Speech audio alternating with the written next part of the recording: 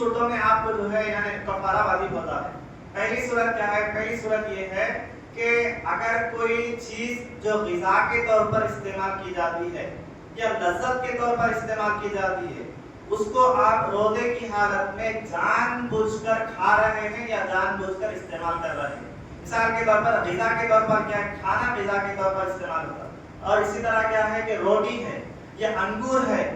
یا انار کا کوئی دانہ کھا لیا جان بوجھ کر، کچھ نہیں ہوتا ایک دانہ ہے لہذا یہ سمجھ کر کھا لیے، آپ جان کو حالانکہ آپ کو معلوم ہے آپ روزہ ہے تو اس سے آپ کا روزہ جو ہے ٹوٹ جائے گا۔ یا لذت کے طور پر جو استعمال یعنی چیز ہوتی ہے کہ کیا ہے؟ مثال کے طور پر تمباکو ہے یا سگریٹ ہے یا بیڑی وغیرہ ہے، یہ سگریٹ وغیرہ آپ پی رہے ہیں جان تو حالانکہ روزے میں ہے، آپ معلوم ہے، آپ کو علم ہے اس کا، اس کے باوجود بھی اگر آپ سگریٹ پی رہے ہیں، ایک کش دو کش مار رہے ہیں تو اس سے آپ کا جو ہے روزہ ٹوٹ جاتا ہے۔ اور پورا سگریٹ پینا ضروری نہیں ہے، ایک کش بھی اگر آپ مان لیے تو آپ کا روزہ ٹوٹ جاتا ہے اور پھر آپ کو یعنی روزے کی قضا کے ساتھ ساتھ آپ کو اس کی جو ہے کفارہ بھی ادا کرنا پڑے گا۔ اور کفارے میں ایک چیز یہ سن لیجیے، اگر آپ 60 دنوں کے روزے رکھ رہے ہیں تو 60 دنوں کے روزے رکھنا، اس کے بعد میں اور ایک قضا کا روزہ بھی رکھنا پڑے گا، جملہ 61 روزے رکھنا ہوگا آپ کو۔ ایک جو روزہ توڑ دیے آپ اس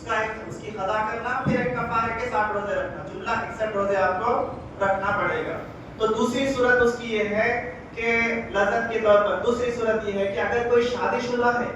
نوجوان ہے، کوئی شادی شدہ ہے، معلوم ہے کہ روزے کی حالت میں ہے، اس کی خاتون وائف بھی روزے کی حالت میں ہے، لیکن جان بوجھ کر یا اپنے نفسانی خواہشات پر قابو نہ پانے کی وجہ سے روزے کی حالت میں اپنی بیوی سے مصاحبت کر لیا، صحبت کر لیا، اپنی بیوی سے سخت کر لیتا ہے تو پھر اس کا روزہ ٹوٹ جائے گا، روزے کی قضا بھی لازم آئے گی، پھر کفارہ بھی آپ کو دینا پڑے گا۔ کفارہ واجب ہونے کی تیسری صورت یہ ہے کہ اگر کوئی چیز آپ ایسی استعمال کر لیے ہیں جو مثال کے طور پر سرما ہے